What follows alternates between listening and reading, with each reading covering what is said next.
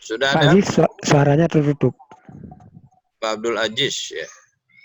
Sekarang ini pemakalah siapa? Abdul Aziz. Ah, ini udah kelihatan. Baik Pak,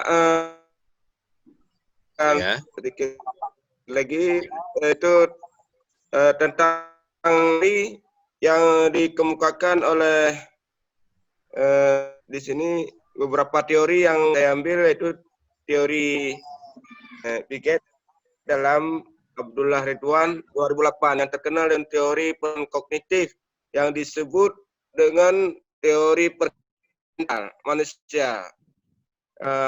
Selanjutnya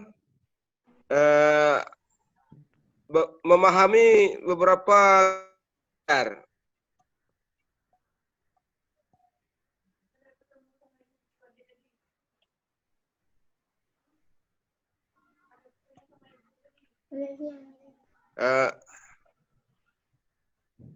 Ya, lanjut saya dengarkan. Ini beberapa atau kesimpulannya saja deh, kesimpulannya aja. Kesimpulannya apa? Kesimpulannya. Kesimpulannya, Pak. Nah, hasil temuannya aja, Pak. Ya, kesimpulannya aja, Pak. Terlalu banyak. Kesimpulannya aja apa? Iya, betul. Kesimpulannya bahwa hasil ini, dari misalnya model pembelajaran apa yang ditemukan di sana? Model pembelajaran apa yang ditemukan di sana yang sifatnya menarik dan patut diapresiasi, apa yang ditemukan? Semua model ada, Pak, cuman di sekolah itu tidak bisa baik disebabkan kekurangan media. Tidak ada media yang mendukung, karena media itu pengalaman pernah jadi instruktur, walaupun sudah ke semua orang, ke semua tingkatan, kembali ke daerah itu tetap model-model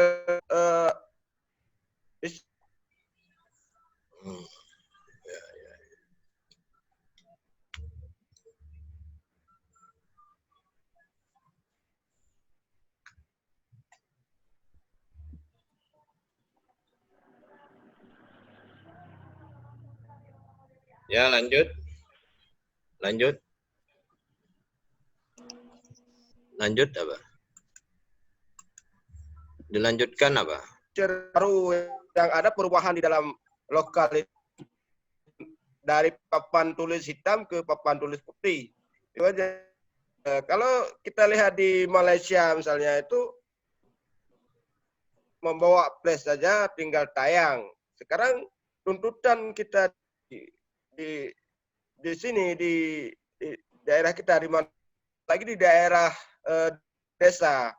Walaupun pelatihan guru dibuat demikian rupa, tapi ketika kembali ke daerah masing-masing untuk menggunakan metode ICT itu sangat sulit, terbatas di setiap sekolah.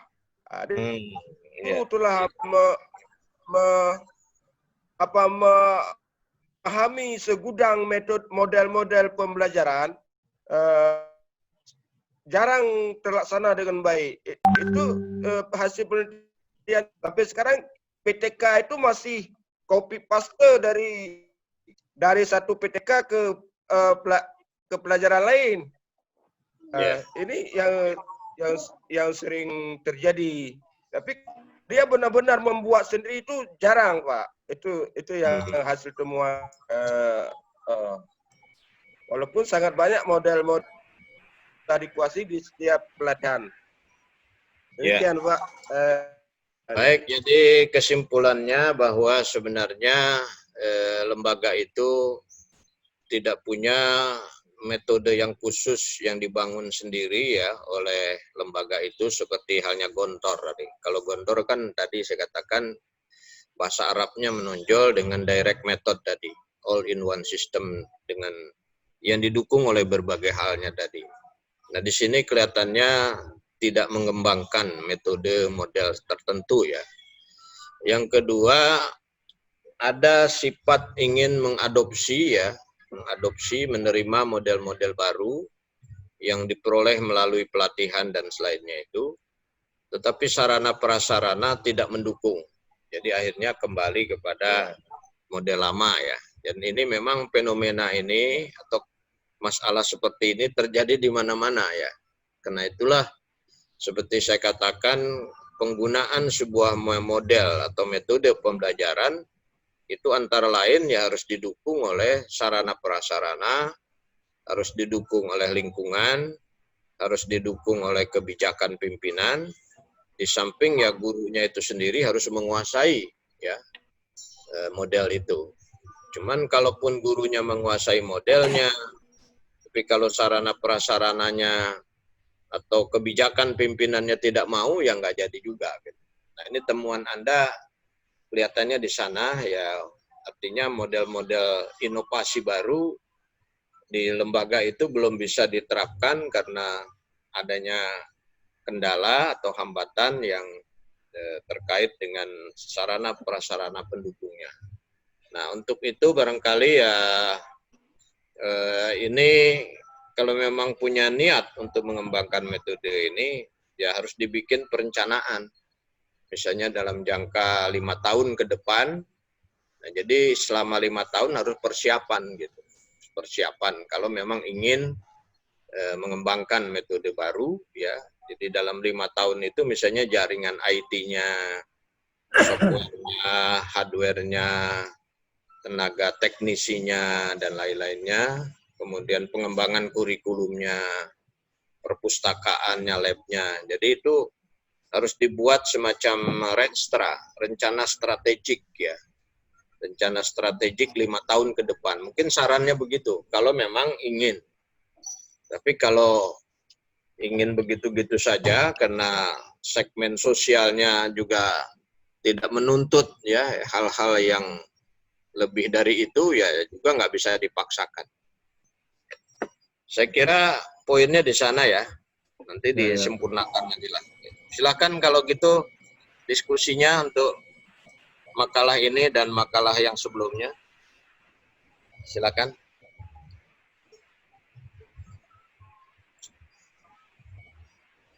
Ada yang mau bertanya barangkali?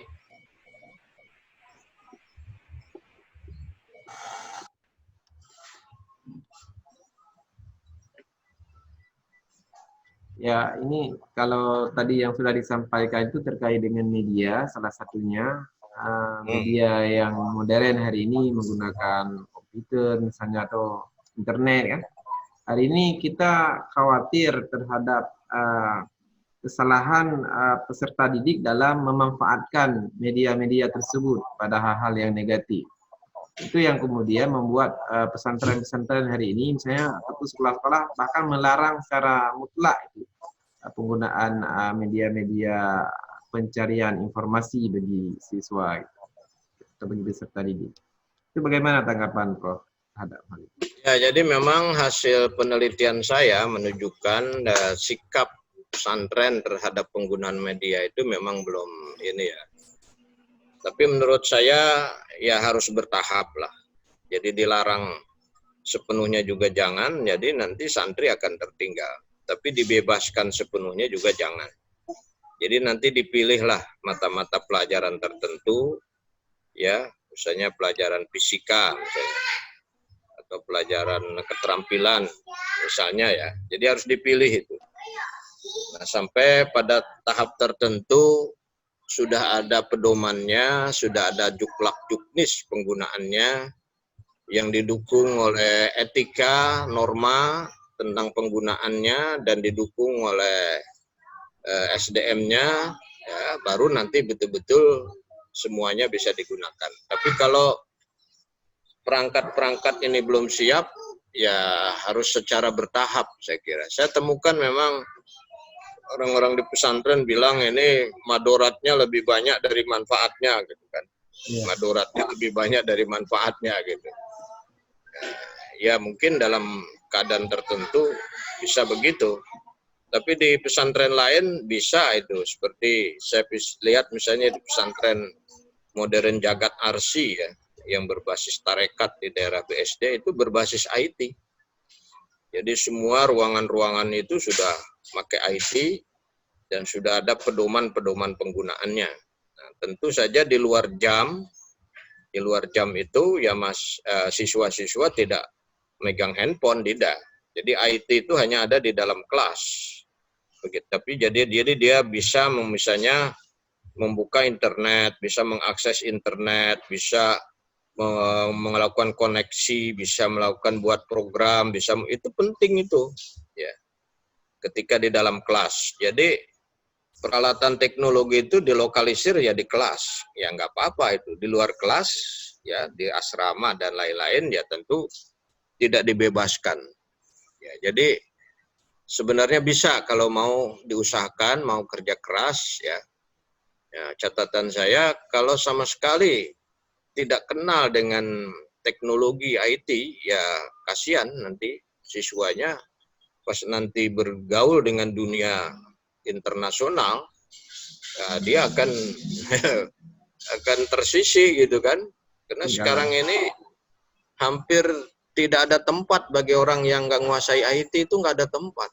Kita mau mesen Gojek saja, itu nggak bisa lagi, walaupun di Jakarta ini ada Gojek mangkal, bang antar saya, nggak bisa, harus pakai sistem. Gimana dia cara melingkan ke Gojek itu? Ya, jadi kasihan nanti ya siswanya. Jadi itu diatur sedemikian rupa, tentu nanti dibicarakan betul dengan pimpinan yayasannya, dengan pimpinan kepala sekolah, dibikin rambu-rambunya.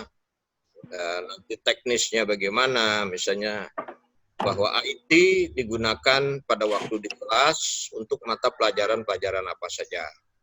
Terus siswa diberikan langkah-langkahnya menggunakan IT itu, supaya nanti dia juga punya rasa percaya diri dan bisa bergaul dengan dunia internasional. Jadi kalau sama sekali tidak boleh ya kasihan mahasiswanya, siswanya kasihan nanti. Jadi dia hanya bisa hidup di dalam, begitu keluar, wah dia sudah tidak kenal lagi dengan dunia luar. Ini kan kasihan dia itu. Apalagi kalau misalnya dia harus melanjutkan studi ke luar negeri gitu ya, Masya Allah. Saya merasakan itu ya. Betapa di luar negeri itu semua sudah berbasis IT, apa saja. Bagi orang-orang yang studi ke luar negeri tidak menguasai, terampil menggunakan IT, udah nyaris dia akan mengalami kesulitan. Dan di luar negeri kita tahu tuh orang sangat individualistik, orang nggak mau tahu dengan kesusahan kita. Nah, jadi ini kan itu ya. Jadi ini tantangan. Nah, yang kedua kan misalnya gini ya, kita mau mengajarkan baca Quran. Di handphone itu kan sudah ada semua lagu-lagu Quran. Lagu Bayati, Soba, Hijat, Diharka, sudah ada. Mengajarkan tajwid sudah ada. Mau mentakhrij hadis juga ada. Itu. Jadi jangan dilihat IT, teknologi itu semuanya isinya ya hal-hal yang subhat, yang haram, tidak. Quran ada, hadis ada, khutbah ada, lagu-lagu qiraat ada, riwayat-riwayat Imam Bukhari, Muslim, semua para sahabat semua ada. Ya tinggalkan mau cerita apa sekarang ini kan? Cerita Ibrahim bin Adham, klik ada. Cerita Umar bin Abdul Aziz, klik ada. Cerita Salahuddin Al-Ayyubi, klik ada. Gimana ini? Jadi mungkin nanti di pesantren kita cukup dengan HP itu. Jadi kitab-kitab itu sudah enggak ini lagi. Mau baca ta'lim muta'lim kan tinggal diklik ada. Maktabah Syamilah itu. Yang puluhan ribu judul kitab itu di dalam HP ada. Jadi keterampilan itu yang harus dikasih ya. Nah, ini yang saya bilang tadi, saya mau bikin pesantren itu pesantren global dan pesantren milenial. Nah, ini pesantren milenial ini ya. Jadi jiwanya santri, akhlakul karimah, ya, tahfidz Qur'annya, ibadahnya, akhlaknya, tetapi dia juga orang yang tidak kalah di dalam penguasaan teknologi. Gitu. Ini tantangan. Nah, Sayyidina Umar kan sudah ngajarkan pada kita, atau orang bilang juga hadis, dikatakan alimu auladakum, kan gitu. Fa innahum makhlukun lizamanin ghairu zamanikum. Kita baca itu kan. Ya. Alimu auladakum, didiklah anakmu sekalian. Fa innahum makhlukun, mereka itu generasi lizamanin, pada zaman yang berbeda dengan zamanmu. Lizamanin ghairu zamanikum. Nah, ini jelas pandangan itu pandangan ke depan ini. Jadi nah sekarang zamannya sudah seperti ini. Tetapi tentu kita juga kita harus mengarahkan IT gitu. Jadi kita jangan diarahkan oleh IT, ada di dalam teknologi itu ada sampah segala macam, ya kita harus berusaha memilah dan memilih gitu. Karena itu harus ada guide-nya, harus ada etikanya. Jadi kita arahkan IT itu untuk penggunaan yang positif. Jadi kita jangan terlena dengan mengikuti alur IT, tidak. Itu posisinya begitu.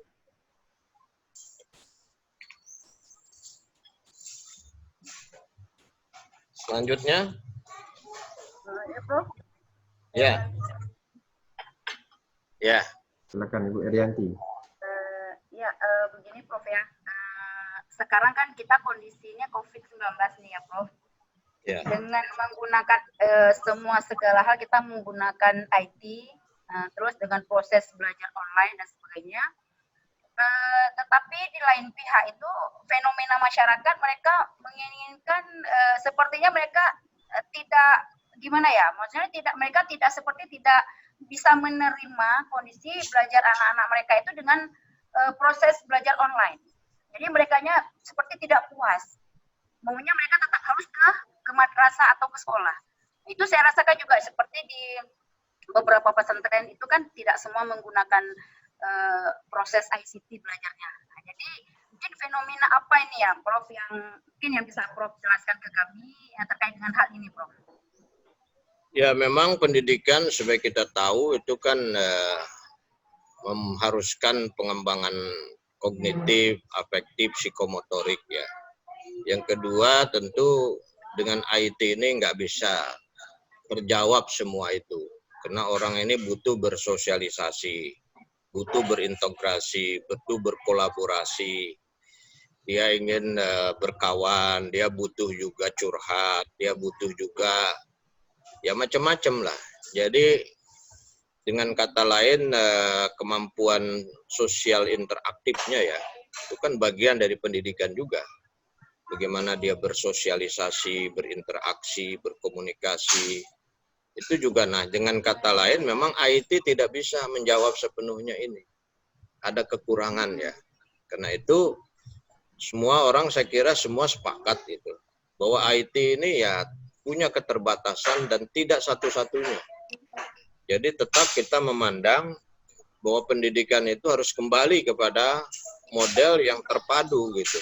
Jadi dia anak itu di sekolah, dia bertemu dengan guru, ada teladan, ada bimbingan, ada berkawan, ada interaksi. Nah, di sisi lain juga dia tentu bisa mengakses teknologi dari IT. Jadi tetap harus ada kolaborasi dari berbagai aspek. Jadi tidak hanya seperti sekarang saja. Jadi seperti sekarang ini kan hanya IT saja, lalu orang tidak berinteraksi, hanya di rumah. Itu juga tidak bagus. Karena keteladanan, bimbingan, bersosialisasi itu tidak dapat gitu. Jadi memang dimanapun di seluruh dunia itu tidak ada yang hanya mengandalkan semata-mata seperti yang sekarang ini. Tidak. Nah, cuman nanti kalau sudah kembali ke sekolah pun, kemampuan belajar jarak jauh pun tetap harus ada. Misalnya bisa saja dalam satu minggu itu pada hari Jumat misalnya nggak sekolah gitu kan, tapi belajarnya dari rumah misalnya gitu ya. Misalnya bisa saja dalam sekarang kan sekolah misalnya dari Senin sampai Jumat. Nah mungkin nanti suatu saat ya sekolah itu cukup 3 hari saja gitu, yang 2 harinya di rumah misalnya kan gitu bisa ya untuk mata-mata pelajaran yang tidak butuh interaksi gitu. Gimana terkait dengan homeschooling itu, Prof? Nah kalau homeschooling itu memang terkaitnya itu ada kekhususan ya. Bagi anak-anak yang punya kemampuan lebih, potensi, bakat, dan seterusnya, yang kalau dia itu sekolah dengan model reguler, model yang ordinary, itu tidak terjawab potensi bakat dan lainnya itu ya tidak tersalurkan dan orang tuanya tidak puas. Tidak puas. Misalnya anak punya bakat musik, punya bakat seni, punya bakat vokal, dan seterusnya kan gitu. Nah, kalau dia sekolah di situ, potensi ini tidak tereksplor. Sehingga tidak menjadi sesuatu yang bisa membawa dia kemajuan. Nah, dalam konteks itu maka homeschooling itu. Jadi homeschooling itu sebenarnya itu adalah pendidikan yang berlangsung ya untuk anak-anak yang memiliki kekhususan-kekhususan. Nah, sebagai contoh misalnya dulu kita baca Thomas Edison kan itu ya. Thomas Edison yang penemu listrik, dia itu kan kelas 3 SD dikeluarkan dari sekolahnya di Ohio, di Amerika. Dikeluarkan karena dia tidak bisa mengikuti pelajaran seperti umumnya. Lalu oleh orang tuanya, oleh ibunya dibikinkan semacam workshop di belakang rumahnya. Nah, disitulah dia bereksperimen, akhirnya ternyata berhasil. Dia menemukan ratusan temuan dia. Salah satu temuannya ya listrik. Listrik itu salah satu temuannya itu ya. Nah, jadi model homeschooling gitu. Nah, contoh lainnya kan di Jakarta itu banyak musisi-musisi gitu ya, kayak anaknya seniman gitu ya. Siapa? Kalau dia di sekolah itu nggak muncul, bakatnya itu nggak akan mahir. Maka dia oleh orang tuanya dibelikan alat-alat musik di rumah, lalu dididik secara khusus dalam waktu singkat, dia bisa menjadi seorang ahli musik, ya, bisa menjadi arranger, pengarang lagu dan seterusnya. Mungkin seperti anak-anaknya si Dani ya, Ahmad Dhani itu anak-anaknya sudah hebat-hebat itu, dia punya workshop sendiri gitu. Nah dengan kata lain homeschooling itu sebenarnya mahal ya, karena untuk membiayai hal-hal tadi pengadaan itu mahal biayanya. Itu untuk homeschooling itu begitu konsepnya. Ya, ini waktu kita tinggal 1 menit lagi, Prof, untuk sesi ini. Ya, Mungkin kita pemakalan masuk. ketiga sudah ada. Sudah standby untuk pemakalan yang ketiga. Boleh kita istirahat sebentar, nanti makalah yang ketiga. Ya. Masuk pada baru itu. Oke. Baik, ini kita istirahat sejenak mungkin 7 menit. Selanjutnya kita masuk kembali pada sesi yang ketiga. Terima kasih untuk semuanya. Assalamualaikum warahmatullahi wabarakatuh. Waalaikumsalam warahmatullahi wabarakatuh.